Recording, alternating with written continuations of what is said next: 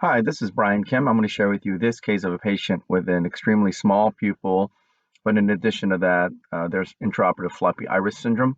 And so, I don't use rings and hooks on every case. If it's a dense lens with weak zonules, then I'll use hooks, and sometimes I'll use a ring. But in these cases, I feel like using a ring or a hook in the case of a very unstable iris can lead to other types of problems. And so I do feel like with me and my technique, it's a better approach not to use those devices, and you'll see that here. So I'm using a cotton tip to steady the eye, and I use a corneal marker, which will help me to center and size the rexus. I make my paracentesis incision first on the right side and then the left side, making sure I'm flat to the iris plane, which creates a nice corneal shelf, which will allow me to achieve a self-sealing incision.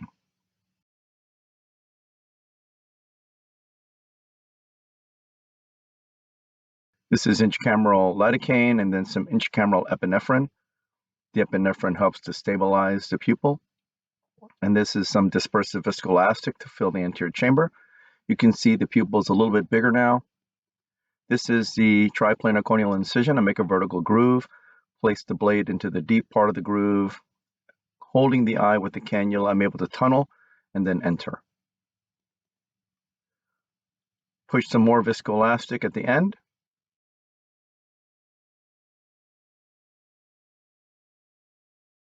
This is my capsule rexus. I do a puncture style technique. I puncture the center. With the teeth closed, I direct the tear towards me, grabbing the right side of the tear, start to create a flap, going around counterclockwise. Because the pupil is a little bit bigger, I'm just using the size of the pupil as a marker for the rexus.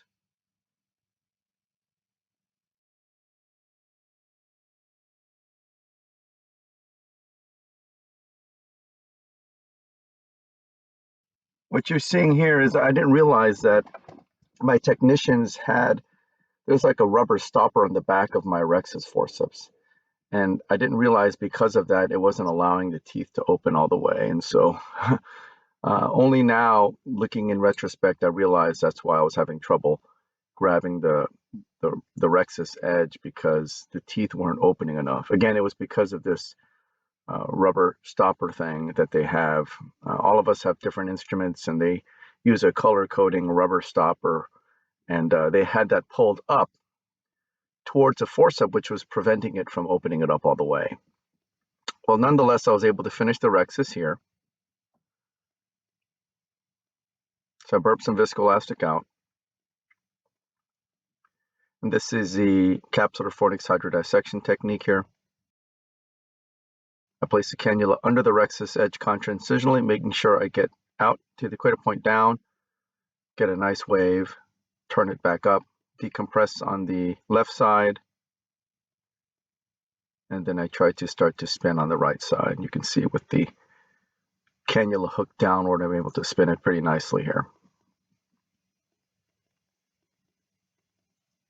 Irrigating the surface of the eye, adjusting the sleeve, lifting the incision with the chopper, going in with irrigation off to minimize Descemet's trauma, removing the surface epinuclear material here, being mindful not to grab the iris edge, placing the chopper under the rexus edge, pointing the phaco-tip vertically sub-incisionally, dividing the lens completely in half with pure mechanical forces, placing the chopper underneath the right heminucleus, pulling it centrally towards the phaco-tip and dividing the right heminucleus. Again, this is with mechanical fracturing forces only. Using some vacuum to grab that first quadrant, and then using the chopper to protect the iris there, placing the chopper under the second quadrant, and then fracturing with the cross-chop maneuver, trying to get underneath that one more piece there, and then lifting it up a little bit. It didn't come up cleanly, but it kind of came up sideways, and I'm able to remove the pieces with high vacuum.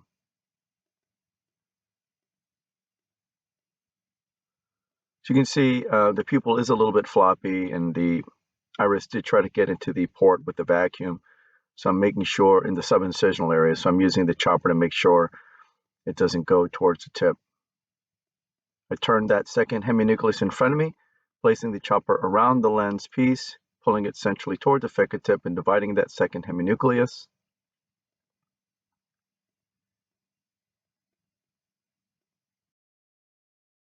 Tried to use some vacuum, didn't quite work. So I take the chopper around the lens piece and then crush it, retracting the iris in that area there, grabbing the piece with some vacuum. You can see that, again, the iris is quite floppy, but with controlled maneuvers, I'm able to prevent any iris trauma here, using the chopper like an extra manipulating instrument to bring the pieces where I want it to be. Placing the chopper around the lens piece again, pulling it towards the phaco tip and dividing the lens piece into smaller pieces, and then emulsifying the lens pieces here. Again, making sure that the chopper protects the pupil edge as I'm going after the pieces.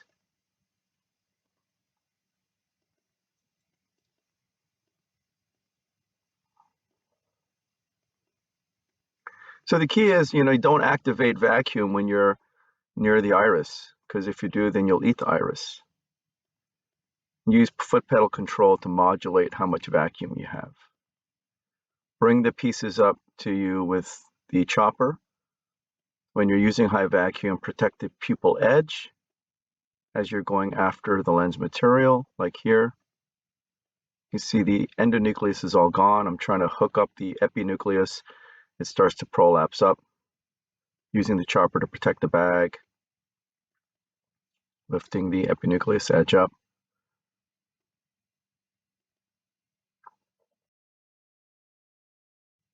Retracting the pupil edge there. Subincisional iris is trying to come up, so I have to protect it with the chopper. There's a little bit of an epinuclear shelf there. So now I was able to lift that edge, and then the rest of that subincisional epinucleus comes out. So I take the chopper out, push BSS in, take the phaco tip out, and I go in with the ironing handpiece, adjusting the sleeve.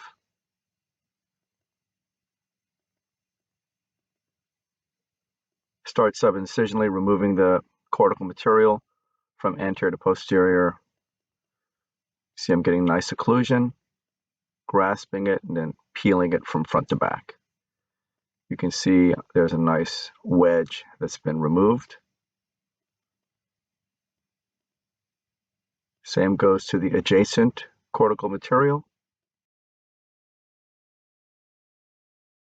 Again, using foot pedal control to make sure I don't use too strong a vacuum in a blind manner. Once I get the Cortex out, I switch to polish mode. And then if I snag some Cortex, switch back to Cortex mode quickly here. Polishing on the posterior capsule surface as well, and under the rexus edge. Again, because this is a blind maneuver, it's better to be in this low flow setting.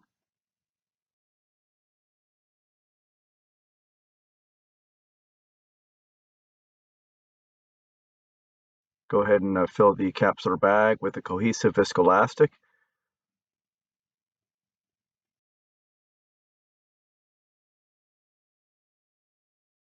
This is a single piece acrylic lens.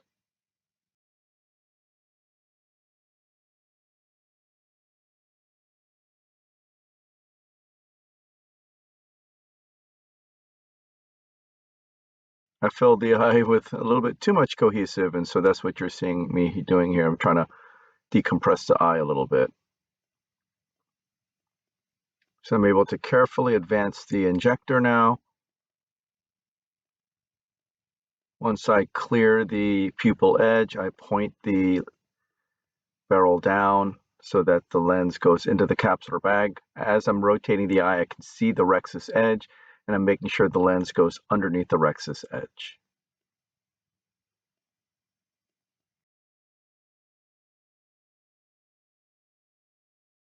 So I go in with irrigation off, activate irrigation, using the Maltzman as well to help make sure that the haptics are inside the bag here. The subincisional one may not be in the bag, and so we'll have to check that.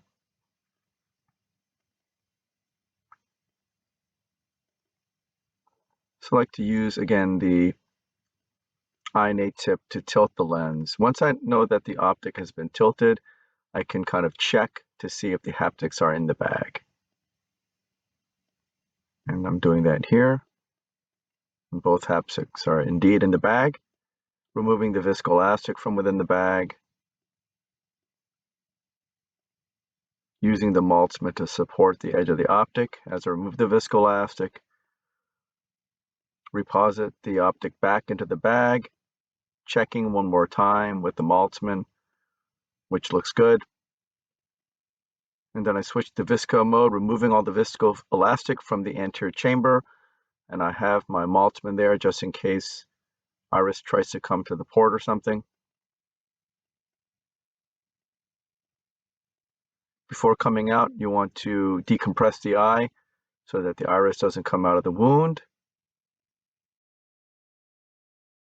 So you stop irrigation, come out, and then I'll hydrate my incisions, and that's the end of the case. So again, you can use any device that you need to take the cataract out, but the principle is this: anytime you do additional steps with surgery, there is always a potential for complication, whatever that may be. And so the principle for me is utilize as little number of steps as possible, and by doing that, you're able to reduce the potential risk for complications. Of course, if you need extra tools to get through the surgery and provide safe surgery, then you need those tools. However, if you don't need those tools, then it really doesn't make sense to use those extra tools because, again, even though the risk is small, there's always a chance for iridodialysis, some type of sphincter trauma. You can get hyphemas and those things like that. And if you're able to do gentle cataract surgery, mechanical fracturing techniques, using the chopper to manipulate the lens and also to protect the iris edge, you're able to do these challenging small pupil cases without any pupil expanding device. So I hope this was helpful to you, and I thank you for your attention.